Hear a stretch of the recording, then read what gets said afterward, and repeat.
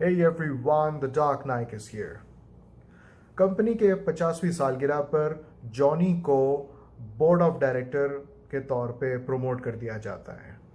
लेकिन इसकी प्रमोशन के साथ साथ कंपनी में लोगों के कत्ल होना शुरू हो जाते हैं और समझ में नहीं आ रहा होता कि ये आखिर इतने कत्ल हो क्यों रहे हैं, और इस तरह से जॉनी की पोजीशन खतरे में आ जाती है।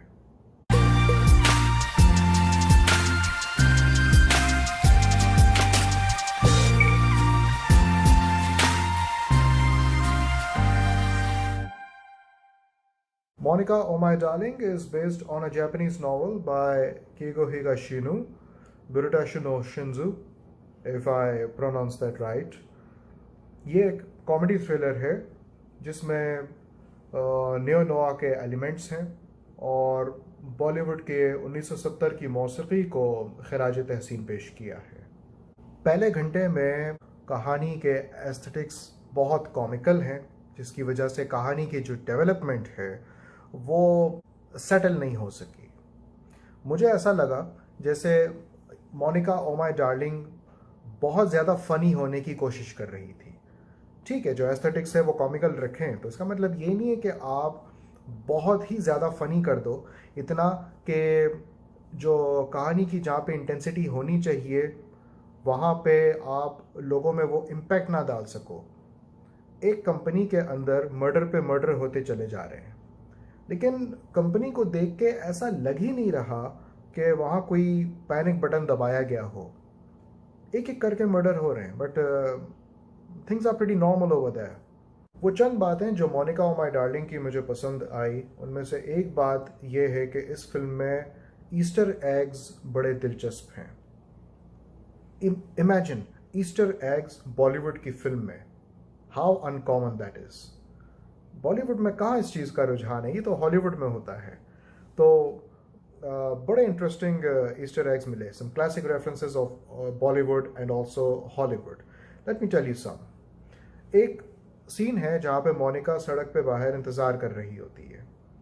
मोनिका के पीछे एक मोटेल है, उस मोटेल का नाम है बेट्स मोटेल। एल्फ्रेड हिचकॉक के फैंस अच्छी तरह जानते हैं कि बेट्स मोटेल क्या है। फिर एक सीन है जहाँ पे जॉनी की बहन उससे कॉल पे बात कर रही होती है। अगर किसी ने नोट किया हो, जॉनी के पीछे एक बहुत बड़ा बोर्ड है और उस बोर्ड पे नाम लिखे हुए हैं, नाम नेहाद। उस बोर्ड पर कई मशहूर फिल्म मेकर्स के नाम लिखे हुए हैं।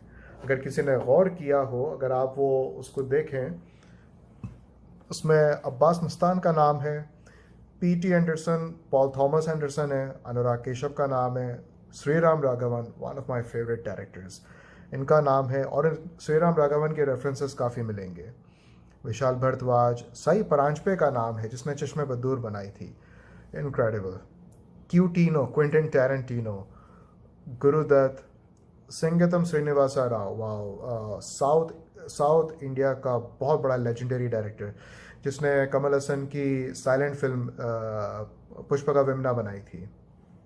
जॉनी की मंगेतर निकी अपने कज़न के बारे में बात करती है उससे, और क्लियरली 3 शब्दों में वो कहती है, my cousin Vinny. My cousin Vinny बहुत मशहूर फिल्म है पुरानी, जो पेस्की और मरीसा टॉमी की। Marisa Tomei give memorable performance and won Academy awards for that.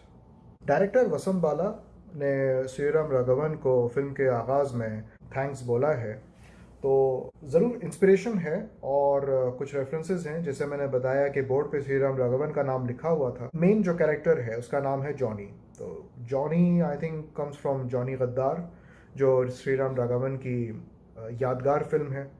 Johnny जब कोबरा का सामना करता है, टीवी पे जॉनी गद्दार चल रही होती है। इस तरह से एसीपी नायडू जब बैंक से बाहर आती है, बैंक का नाम पढ़ा है किसी ने? बैंक का नाम लिखा है bank of Badlapur. Bank of Badlapur, ये क्या है यार। म्यूजिक स्कोर ज़रा स्टीरियोटिपिकल था, समझ नहीं आती। बॉलीवुड का 1970s का म्यूज़िकल ट्रिब्यूट देने के लिए, उसको खराज तहसीन पेश करने के लिए हमेशा why the music goes so R.D. Burman type, समझ नहीं आता। ऐसा लगता है जैसे हेलन रक्स करना शुरू हो गई है दोबारा से। Why do you always have to टुक टक टक टक, समझ से बाहर है मेरे। लेकिन जो नगमों की कंपोजिशन है मैं उस पर तो ज़रूर दाद दूंगा। जो मौसीकार है Achint Thakkar, if I pronounce that right, इस मामले में गानों के कंपोजिशन के मामले में बहुत अच्छा काम किया है। ऑथेंटिसिटी है, ज़रा भी नहीं लग रहा if the songs are faking. और जो गुलकारों का इंतखाब है बहुत अच्छा है। मिमिक्री बहुत अच्छी की है पुराने सिंगर्स की। बाय बाय ऑडियोज सुनते हुए तो वाकई लगा जैसे आशा भोसले ने गाया है। बहुत अच्छी मिमिक्री। मेरा फेवरेट ट्रैक था फर्श पे खड़े, क्योंकि फर्श पे खड़े जिसने भी गाया है he reminded me of Hemant Kumar, और म्यूज़िक जो है शंकर जयकिशन जैसी थी। And that really touched my heart because Hemant Kumar is my favourite singer. तो वो जो बज रहा था बहुत खूब बज रहा था। और फिर मैं इस ख्याल में चला गया कि जब 70s टाइप के गाने बन सकते हैं विद दैट ऑथेंटिसिटी, तो क्यों नहीं बनाते लोग इस तरह के गाने? Why not? ज़माना बदल गया है इसलिए।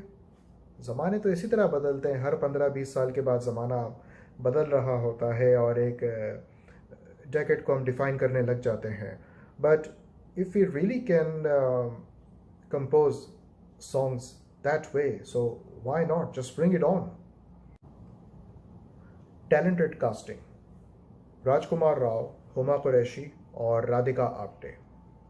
बट ऐसी कोई यादगार कारकर्दगी नहीं है। दे वर जस्ट फेयर।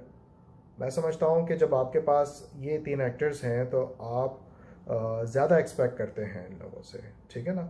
लेकिन वो चीज़ मुझे नज़र नहीं आई डेवलप होते हुए। Monica o my darling could have been more compelling अगर इस मर्डर मिस्ट्री को डार्क ह्यूमर के साथ बनाते। अगर इस फिल्म को श्रीराम राघवन या अभिनय देव वो है जिसने डेली बैली बनाई थी, या अभिषेक चौबे वो है जिसने इश्किया बनाई थी। अगर इन 3 में से कोई एक डायरेक्टर इस फिल्म को बनाता तो मैं समझता हूँ ये फिल्म बहुत अच्छी साबित होती।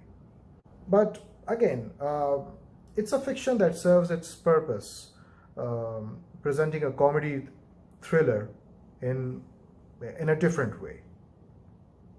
I'm Sami Naik.